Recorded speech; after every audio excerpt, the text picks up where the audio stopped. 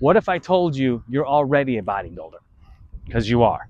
Every person on this planet is a bodybuilder. I'm stealing somewhat of a quote from Dr. Ted Naiman, who was on my coach and good friend Rob Goodwin's channel, where he said that everyone is a bodybuilder. I'm paraphrasing, of course, but every person is a bodybuilder is nothing more than a reflection of his or her diet or lack thereof and exercise. Okay, so whatever your level of diet and exercise is, that is the reflection of you as a bodybuilder. So you are one.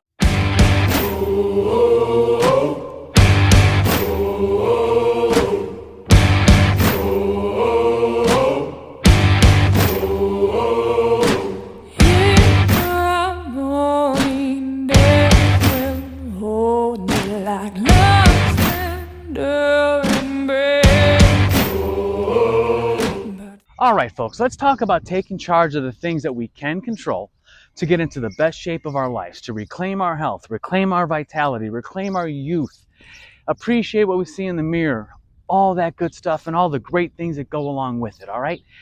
I know some of us have much bigger mountains to climb than others. I had a really huge mountain to climb for many years out of my adult life, many years of my life for that matter. I was very overweight and I had all the health problems that came along with it. High blood pressure, high cholesterol, high A1C.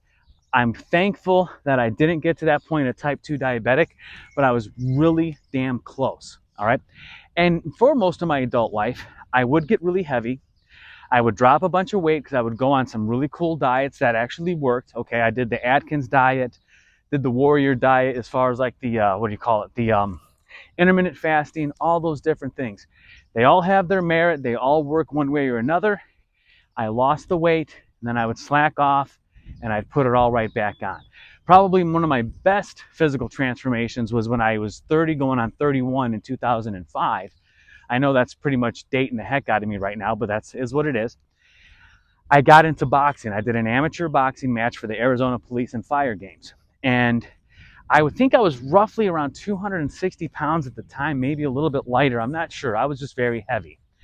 And I needed to drop a lot of weight if I was going to box and not get killed. All right. I'm not Mike Tyson. I can't walk around as a heavyweight, as a shorter heavyweight and knock people out. That man has otherworldly talent and otherworldly skills that most of us don't have. So I dropped a buttload of weight to be able to fight. I think I fought in a light heavyweight division. I was 179 pounds the day before the fight. Funny side story on that is they didn't even do weigh-ins. So all I know is the guy that I fought might have had me by about 10 pounds or so. I don't care. I won TKO. A little bit of controversy there because the judges said it was a unanimous decision. I'm like, yeah, but the ref stopped the fight in the third round before the bell. That's TKO.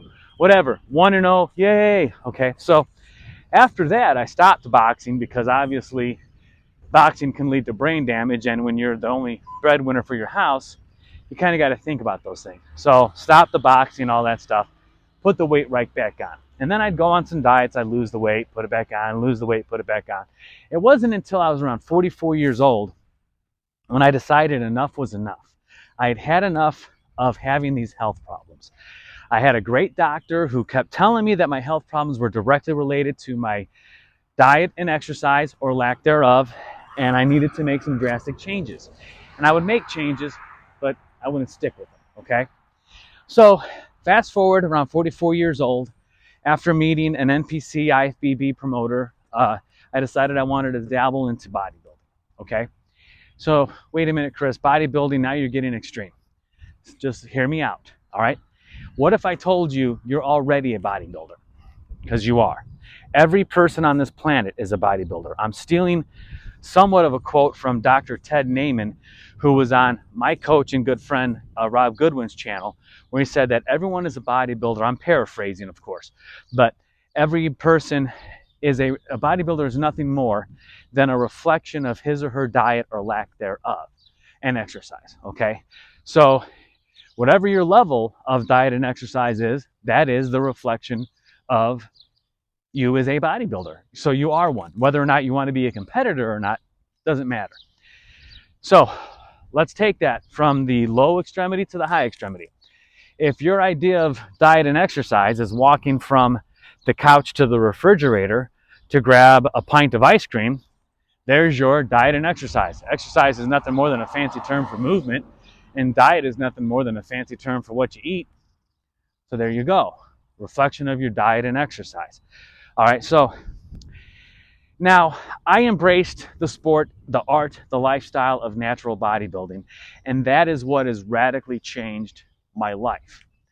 And I'm going to share what those aspects are that radically changed my life, how you can apply them.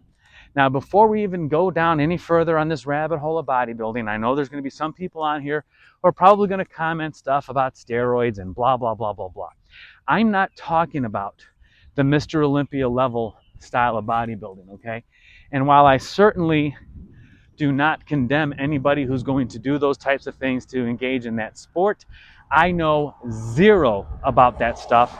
I don't take it myself because my reasons for becoming a bodybuilder were much different than trying to become Mr. Olympia in my late 40s. So I endeavor into natural bodybuilding, and yes, there are organizations, even high caliber organizations, where you can compete as a competitor without using performance enhancing drugs. So let's just get past that point right now. And let's just talk about your standard run of the mill bodybuilder who's not on steroids, okay? What are the aspects of it all?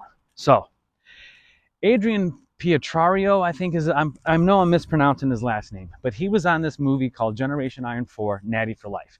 He is a natural bodybuilder with the INBA, PNBA, International Natural Bodybuilders Association, Professional Natural Bodybuilder Association. Anyway, they're the guys that do the natural Mr. Olympia, okay? He's on the movie Generation Iron 4, and they're asking him, Mike O'Hearn's talking to him, saying, what's the greatest aspect of bodybuilding success? Is it diet, is it exercise, or is it mindset? You know, like what's the percentages? Adrian Pietrario said it perfectly. It's 100% the gym, it's 100% nutrition, and it's 100% mindset. So 300%, okay? So, but let's go ahead and kind of reverse engineer this, and let me tell you where to start to get and take charge and take control of everything. Number one, this is important. Start thinking like a bodybuilder. You are already one right now. I don't care if you're 600 pounds and 70% body fat, or if you are shredded and maybe just have to put on some muscle to look a little bit better. You're already a bodybuilder. Start thinking like one, okay? Second thing I want you to think of when it comes to this mindset is you were created in the image and likeness of God. Start acting like it. In other words, God does not create mediocre. You were not mediocre, so don't let yourself be anymore, all right? So the mindset, here goes the mindset. Now, here's the other parts. You might think to yourself, you got to be a gym rat to get healthy, to take charge of your life and all of that stuff. You don't have to. It's the funnest part, in my opinion. I love going to the gym. That's my 45 minutes to an hour of tranquility, peace, all that stuff, where I'm putting myself through the grinder, man. I love it, okay?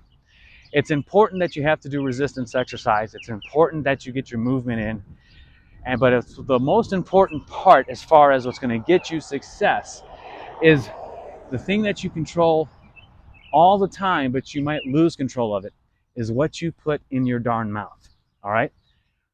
Eating, all right? Look, very simple. If God didn't make it, you don't need to eat it.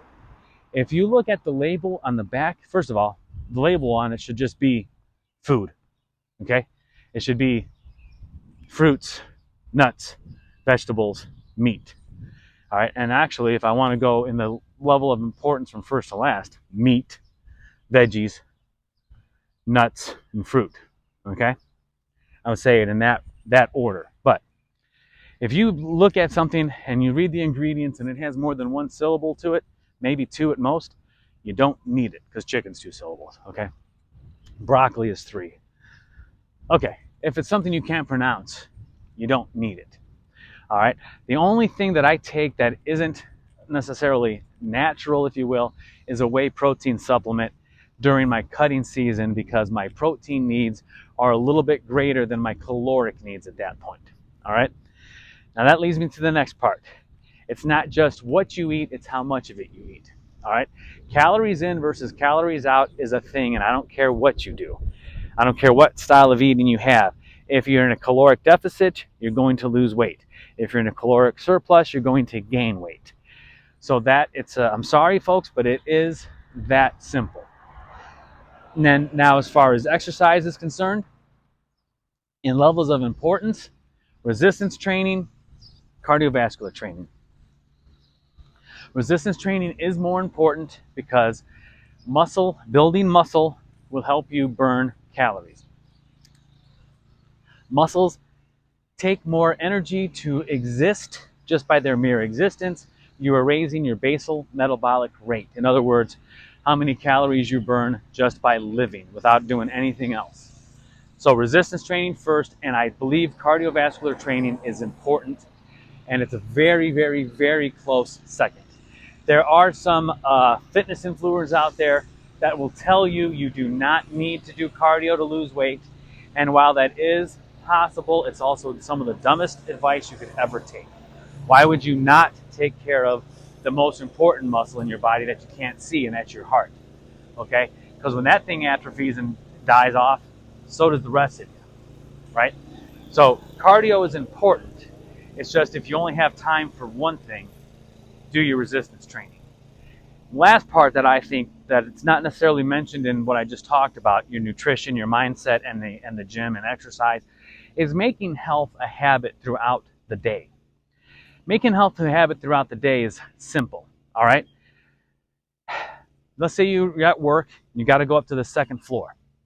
I'm talking about for people that don't have some sort of physical, I hate using the term disability, but a physical challenge that makes walking up a flight of stairs difficult, if not impossible. If you don't have that problem, even if it means you're going to huff and puff while you're getting up to that second flight of stairs, or you're up on the third, fourth, fifth floor, I don't care. Take the stairs, okay? You're going to the supermarket, or you're going to the mall. Park as far away as you possibly can. Again, this is if you're physically capable of doing these things, right? You do that. And those things add up, all right? We weren't designed by God to sit in our little, cubicles all day and then drive home in our metal coffins all day and then sit in our recliner and watch TV all day. We were designed to move, all right? So right now I'm out on my walk, and this is basically my cardio for the day. I've been walking for about an hour and a half or so because it's a beautiful day outside and I wanted to get some sun, all right? But let's say I didn't have time to do that today, but I had to go to the grocery store, or I'm at work and I'm on the first floor and I got to go up to the second or the third floor to drop something off. I'm going to walk to do that, okay? I'm going to take those few moments and move more, all right? I'm at the grocery store. Let's say I didn't get so many groceries that I have to use the cart to take it outside. I'm going to grab those bags and I'm going to carry it to my car, all right? Obviously, it's not going to be that heavy, but all of those things add up. All of those things add up. Now, here's the other thing. Let's say I do have to take the shopping cart to my car. If you're one of these people, I don't want you watching my channel anymore. You empty your cart, put that damn buggy in the cart return. Do not leave it there. Trust me, you can use the extra steps. All right. I know there's some folks that they need to use that cart as almost like their walker. And so if they were to take it back to the cart return, now they can't get to their car. I get it. That's not what I'm talking to. I'm talking about the people who are too damn lazy to put that cart thing in the cart return. No, you're not giving that cart boy extra job and keeping job security. All right. You're just an asshole. So anyway, here we go. The things that you can do to take charge of your life right now. Take an honest assessment and realize what is within your control. All right, there's that serenity prayer. God grant me the serenity to, change the things I can change and accept the things I cannot, and the wisdom to know the difference. I think I don't know the prayer verbatim, but that's what I think it is. What are the things you can change? You can change what you eat. You can change what your level of activity is if you're not doing some sort of activity right now. What's the best workout program? The program you're going to stick with. Okay, I personally enjoy lifting as a bodybuilder. I know there's people that like to be power lifters. I know there's people that like to be CrossFitters. There's people that like to do Pilates, calisthenics, CrossFit, whatever. I think I mentioned CrossFit. Fine. Do whatever it is you want to do. All right. I personally prefer bodybuilding workouts. In the beginning of your bodybuilding journey, you will probably do the basics, and you should always do the basics. And you'll probably go for maybe say 4 sets so you can get your form down, get your muscles used to it.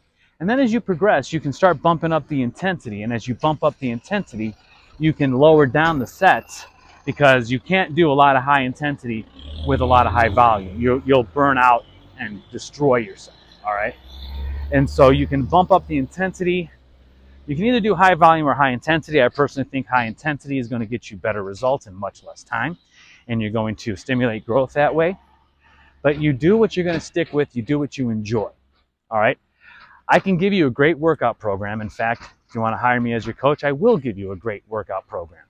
But if it's one you're not going to stick with, then what's the point? So find what you like, stick with it. All right.